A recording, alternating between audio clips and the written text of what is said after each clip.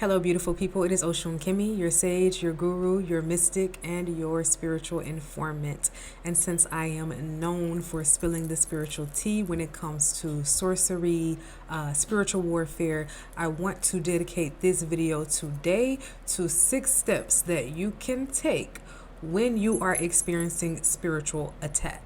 So when you notice that you are under spiritual attack, the very first step is for you to remain calm and collected, because any extreme emotional response from you, rage, sadness, despair, self-victimization, all of that is just going to open the door wider to spiritual attack and make the attack hit harder than it would have if you were emotionally composed.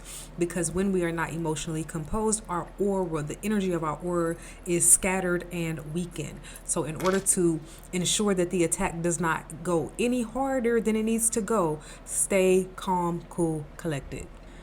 And in order to stay calm, cool, and collected, you need to know 2 things. And the number 1 thing is to know that you have a divine birthright of spiritual protection. You have angels, you have ancestors, you have guides, and etc.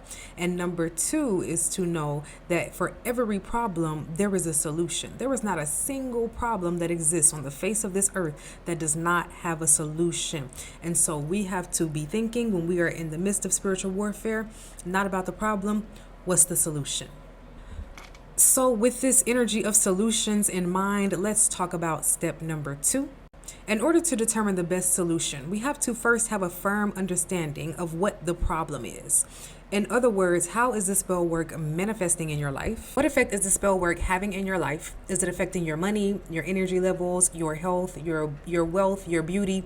And if so, how is the magic being performed? So if you are in a situation where you suspect that you are under the influence of hexes, curses, or spell work, then that is the time to either 1, pray for discernment, particularly for people who have spiritual sight, clairvoyance, and things like that. For people who have those types of gifts, you should be able to pray for discernment and have things revealed to you, but you also have to have the discernment to know whether what is revealed to you is coming through a godly source or an ungodly source. And so this is the stage to either pray for discernment or to find a qualified reader to help you with your situation. And let me emphasize the word qualified, because there are plenty of readers out here, but not every single reader has the gift, the specific gift and ability to read dark magic. And this is why you can get readings done about certain situations and that reader won't see a thing, because that's not their gift. It's not their domain. So step number 3. Once you know what the magic is, what it is intended to do, then that is the place to begin to come up with a counter response. And this is an action that you will take to neutralize, reverse, or alchemize the magic in some way. There are so many ways to neutralize, alchemize, or reverse magic. And then let me also clarify that there are some things that actually cannot be reversed. They simply have to be transmuted or alchemized. So it depends on the magic.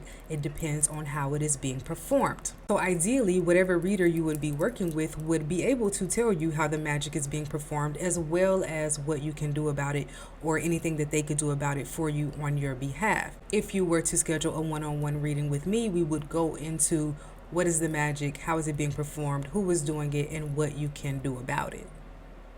So in this process of coming up with a counter response, this is your place to take account of your spiritual tools in order to determine the best approach for dealing with this magic.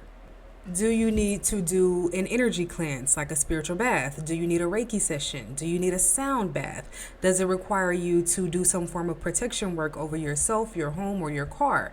Do you need to perform a return to sender, etc., etc.? So as you are evaluating your situation, this should be in communion with your guides, your ancestors, your angels, etc., whoever it is you believe in. So the second step of evaluating your spiritual arsenal to figure out the proper response of what you should do may best be done at an ancestor altar, at a boveda, or wherever you perform your spiritual meditations. And so if you have a prayer closet or something of that sort, that will be the place to be in communion with your spirit team to figure out what needs to be done.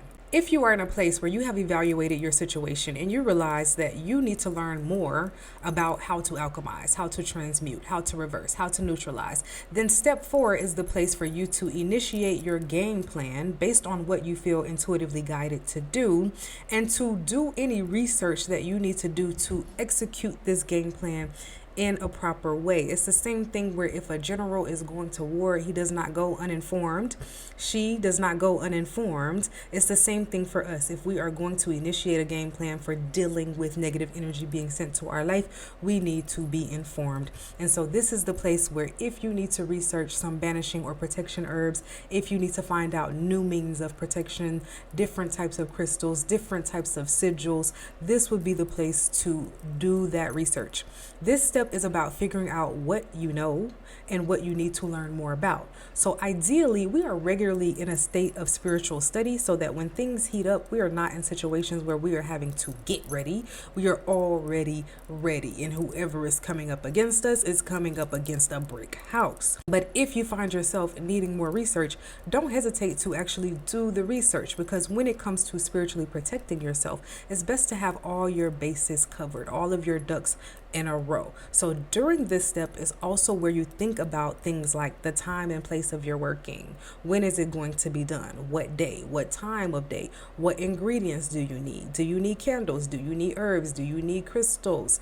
What do you need? So step 5 is the place where this is about that action. This is the place where we are moving beyond the planning and preparation phase into action and initiation phase. So step 4 was gathering all of your things. Step 5 is you've picked your date, you picked your time, it's time to get to work. So whatever you planned in step 4 is now going to be executed in step 5, regardless of what action you chose. If you chose a bath, if you chose a reversal, whatever it was, prayer should be a part of that routine, because our words and our prayers is what's going to guide the working. At the end of the day, the work that we do is really about the ashe, the energy, the magic that we are putting into the work. So just doing spiritual work with no direction, no aim, no intention, doing it halfway, that is going to degrade the quality of the work. So be sure to be praying, speaking to your spirit team as you are performing your working. And let me just say, when it comes to step 5, in terms of initiation,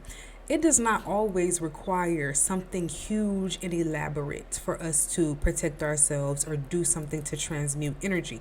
We can transmute energy through a lot of ways.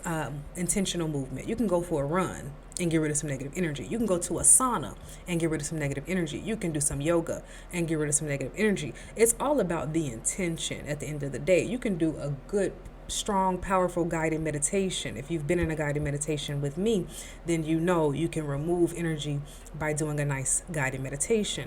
So everything is about energy alchemy. However you alchemize energy is the route for you to go, because everybody else's route is not going to be your route. Our magic, the effectiveness of our magic, is going to depend on our own personal ashe, our own personal energy. So choose your magic based on who you are. If you know that your element is water, your working may need to work with some water. If you know that your element is fire, you may need to be working with some candles or doing some burnings of some sort. Whatever your element is, whatever the energy that you carry is, that's what you want to be working with. So step number 6. After the work is done, it's time to focus on fortifying yourself from future attacks, especially for people who are dealing with regular spiritual attack. A spiritual routine must be put into action so that you are always ready and you don't have to get ready. And so there are people who ask me, how long do I have to do this? Your spiritual protection should be an everyday thing, especially just knowing the state of the spiritual world. We have been awakened. We have been unveiled. We now know that there are witches, warlocks, vampires, demons, and the list goes on. So our protection is a daily thing. It's a for life thing. Okay? So the good news about that is that you have your whole life to perfect this spiritual routine. So, with that being said, you can start small. I started my spiritual routine with nothing but working with herbs, just some spiritual baths and some smudging. And that took me a long way, trust me. As you grow comfortable in your routine, that's when you begin to expand. So, feel comfortable with starting small. At the very least, you need a prayer and meditation routine, a spiritual cleansing routine, and a spiritual study routine so that you are always building up your spiritual arsenal. If you need guidance on building a solid spiritual routine and expanding your spiritual arsenal, this is where I would recommend booking a one-on-one session with me or whoever it is that you trust, preferably someone who is well versed in assisting people who are dealing with dark and baneful magic. And please know that if you were to meet with me for a one-on-one session, this is where we are going to be getting to work.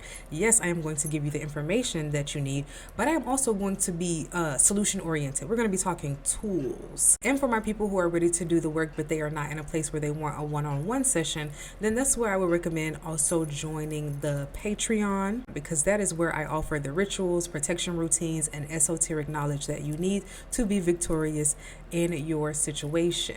And the good news about potentially joining the Patreon is that I have added 2 new tiers as options for joining our community. One of them starting as low as $12 a month. So I wanted to make an intentional effort at making certain things more affordable to a wider range of people so that we can really get to work, get towards these solutions, towards ascension, and etc. So I am indeed wishing victory upon every viewer of this video. Ashe.